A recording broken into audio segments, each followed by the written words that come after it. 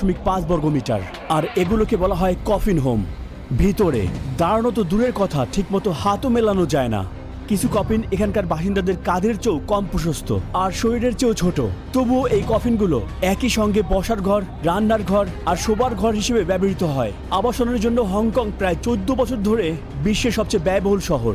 প্রায় 2 লক্ষ মানুষের এইসব ঘরে থাকা ছাড়া কোনো উপায় নেই। এটা পৃথিবীর সবচেয়ে ধনী শহরগুলোর মধ্যে একটি। আর আমরা দেখব মানুষ এখানে কিভাবে বেঁচে আছেন। কিছু মানুষকে একটা কফিনেই একত্রে বসবাস করতে হয়, কেউ কেউ আবার নিজের ঘরে ঠিকমতো আটে না। এই ডকুমেন্টারিতে আমরা এমন এক কফিন হোম বাসিন্দার সাথে সারাদিন কাটাবো, যিনি 16 বছর ধরে দুঃসহ জীবনযাপন করে আসছেন এখানে। শুরু করছি সবচেয়ে আরামদায়ক ঘরটির মাধ্যমে। ভবনটির প্রতিটি তলায় রয়েছে 20 থেকে 30টি কফিন আকৃতির অ্যাপার্টমেন্ট। আমি দাঁড়াতেই পারছি না। বিল্ডিংটা শুরুতে এরকম ছিল না। অবৈধভাবে সংস্কার করে তারা এই তলাকেই মাঝখান দিয়ে ভাগ করে 2 ভাগ বানিয়েছে। বেশি মানুষ ধারণ করার জন্য ওনারা জোর করে মাঝখানে একটি বাড়তি তলা বানিয়ে ফেলেছে। তাই এখানে সিলিং এর উচ্চতা খুবই কম। দেখুন কিভাবে একটি তলাকে ভাগ করে 2 স্তরের বানানো হয়েছে। এটা হলো কোকোর বাড়ি। সে 10 বছর ধরে এখানে একা বাস করছে। ভাগ্যক্রমে আমার একটি জানালা আছে। সাধারণত কফিনে থাকে না। একটা ফ্রিজ, একটা টিভি, এইটুকুই। যেহেতু জায়গাটি অনেক ছোট, আপনি বেশি কিছু রাখতে পারবেন না। মনে হচ্ছে একটি তেলাপোকা রাইস কুকারে আটকে পড়ে মরে গিয়েছে। আমি এই রুমে 3 জনকে মারা যেতে দেখেছি। উপরে মানুষ যখন দরজা বন্ধ করে রাখে, তখন আসলে বোঝা কঠিন যে ভিতরে কেউ মারা গিয়েছে। যখন মৃতদেহ থেকে গন্ধ ছড়ায়, তখন আমরা খবর দেই পুলিশকে। বিদ্যুতের পাওয়ার লোড অনেক বেশি, তাই খুব সহজেই আগুন লাগে। আমরা এখন এই কফিন হোমে যাচ্ছি, যেটা কারাগারের চেয়ে বেশি ভয়ঙ্কর মনে হবে। তার আগে দেয়ালগুলো সরিয়ে ভিতরটা দেখি। এখন দেখা যাচ্ছে সার্ডিন মাছের মতো গাদাগাদি করে রয়েছে ডজন খানিক মানুষ। 75 বর্গমিটারের একটি ঘরকে ভাগ করা হয়েছে 30টি কফিন আকারের ঘরে। এই ঘরে আলো বাতাস ঢোকার জন্য নেই কোনো জানালা। প্রতিটি দম বন্ধ করা ঘরের ভিতরে একটা মানুষ নীরবে ডিপ্রেশন ও দুশ্চিন্তার সাথে লড়াই করে যাচ্ছেন। এখানে 26 জন থাকেন আর গন্ধ সহ্য করা কঠিন। করিডোর এতটাই ছোট যে মই জুতার র্যাক হিসেবে ব্যবহৃত হচ্ছে। মানুষ এখানে ইটের মতো স্তূপ হয়ে থাকে। Hello hello hello hello. কতদিন ধরে বাস করছেন এখানে? প্রায় 6 বছর। ও, এখানে আরো একজন মানুষ আছে। তো আপনারা একসঙ্গে থাকেন? হ্যাঁ হ্যাঁ হ্যাঁ। সে আপনার স্বামী? বয়ফ্রেন্ড। তারা এমন জায়গায় থাকেন যেখানে একজন মানুষেরও ঠিকমতো থাকা কঠিন। দেয়ালে ঝুলছে জামা কাপড়, ব্যাগ আর ব্যক্তিগত জিনিসপত্র। বালিশের এক পাশে রয়েছে জিনিসপত্র রাখার তাক। দরজায় ঝুলানো ইলেকট্রনিক যন্ত্র আর তার নিচে পরিষ্কার করা জিনিসপত্র আর বোতল। তারা ময়লা, ব্যবহৃত টাওয়েল আর ফাস্টফুডের প্যাকেট সবই রাখা মাথার বালিশের কয়েক ইঞ্চির মধ্যেই। যেহেতু এখানে জানালা নেই, তাই ঠান্ডা রাখতে তারা ফ্যান ব্যবহার করে। কফিন হোমের তীব্র গরম থেকে বাঁচতে সে সবসময় তার চুল ছোট করে রাখে। এখানে পর্যাপ্ত বাতাস নেই এবং বাতাসের মানও খারাপ। কিভাবে থাকেন এভাবে এখানে? যাই হোক, আমি নিয়তি মেনে নিয়েছি। এই ছোট জায়গায় কিভাবে তোমার কাপড় পরিবর্তন করো? আমার শরীর বাঁকাতে ও মোড়াতে হয়, এটা করতে 10 মিনিট লাগে। এখানে থাকার ব্যবস্থা কেমন? বেশ কষ্ট, অনেক পোকামাকড় এখানে। এই যে দেখো। এটা কি? স্যার পোকা। এটা বড় সমস্যা। হ্যাঁ, আমার সারা গা কামড়ে ধরছে। এখানে সব জায়গা ছড়িয়ে আছে। দেখো কতগুলো ধরেছি আমি। তারা রক্তচোষা। ছারপোকার কারণে মানুষের শরীরে রক্ত স্বল্পতা দেখা যায়। সাবডিভাইডেড অ্যাপার্টমেন্টে এগুলো খুবই সাধারণ সমস্যা।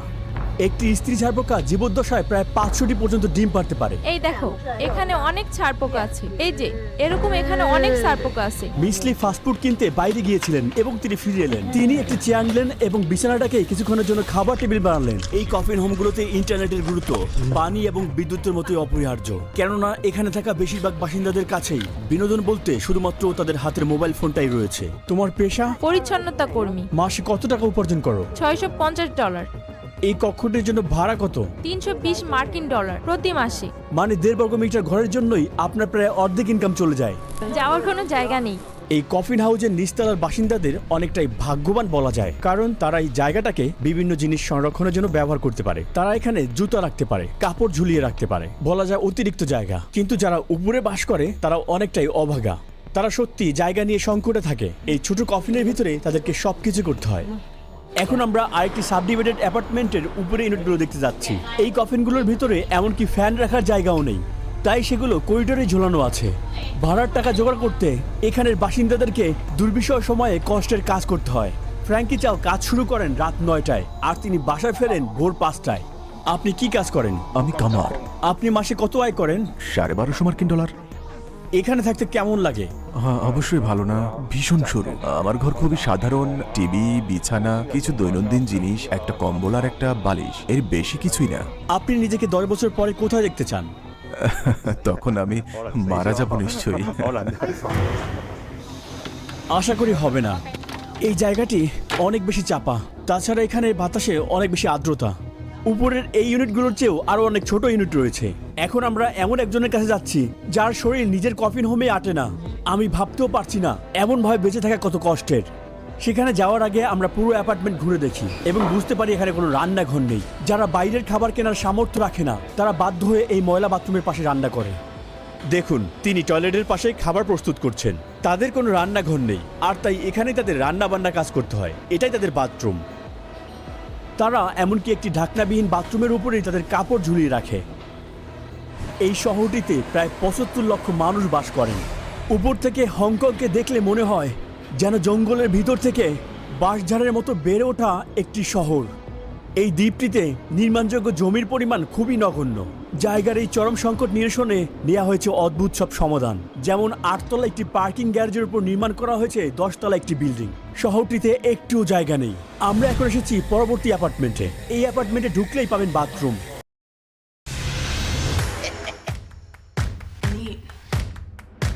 The time.